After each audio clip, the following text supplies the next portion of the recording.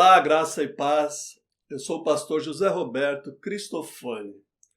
Vamos iniciar o curso O Profeta Isaías com uma introdução ao profetismo.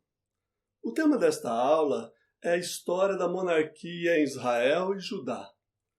E por que começar com uma revisão histórica da monarquia, pastor? Porque para você compreender o profetismo israelita de forma contextual, é preciso rever a história de Israel, pois os profetas são frutos do seu tempo e proclamam a palavra de Deus dentro de contextos históricos bem definidos. Por isso, antes de começar o estudo dos profetas propriamente dito, vou fazer um apanhado geral dos principais fatos históricos nesta aula. Lembre-se, é muito importante que você acompanhe os vídeos junto com o texto impresso, pois lá há muitas informações complementares. O que eu quero destacar com esta breve história de Israel é o período monárquico e a atuação dos profetas neste período. A minha ideia é que o profetismo em Israel nasce praticamente junto com a monarquia. E é a monarquia que os profetas vão criticar duramente, quase sem exceção. A monarquia unida.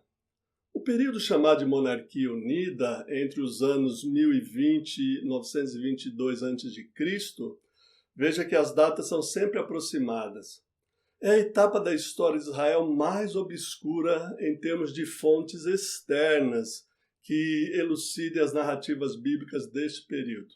Nem documentos, nem artefatos da cultura material, quero dizer, arqueológica, foram encontrados ainda sobre essa etapa tão importante da história do povo de Israel no Antigo Testamento, a não ser um pequeno fragmento de uma referência duvidosa à casa de Davi.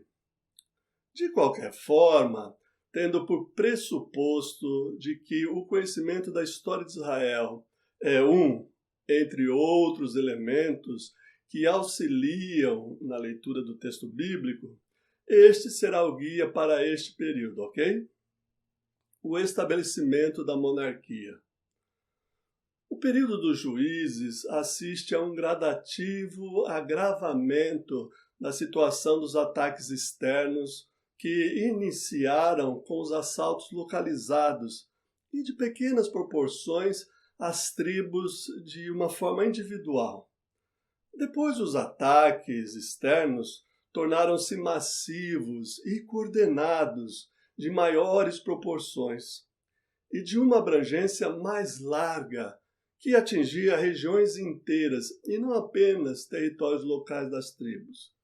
No final do período dos juízes, a ameaça é de magnitude tal que parece natural e inevitável o pedido de um rei que possa juntar as forças militares das tribos, como parece apontar o seguinte texto: Amanhã, a estas horas, enviarei a você um homem da tribo de Benjamim, o qual você ungirá por príncipe sobre o meu povo Israel. E ele livrará o meu povo das mãos dos filisteus. Porque olhei para o meu povo, pois o seu clamor chegou a mim. Primeiro livro de Samuel, 9:16. Mesmo que se considerar o texto de 1 Samuel 8 como sendo contra a monarquia, pelas duras críticas ao sistema e pelo fato de ver a monarquia teologicamente como uma rejeição do próprio Deus por parte do povo, ele ainda é esclarecedor em relação aos motivos do estabelecimento da monarquia.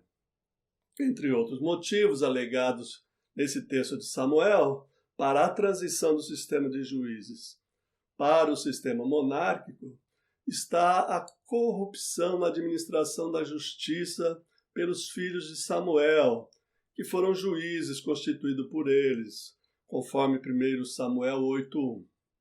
Por outro lado, 1 Samuel 9 é considerado um texto a favor da monarquia e narra o encontro de Samuel com Saul, primeiro rei de Israel, que será sucedido por Davi, e Davi por Salomão, os três reis da monarquia unida.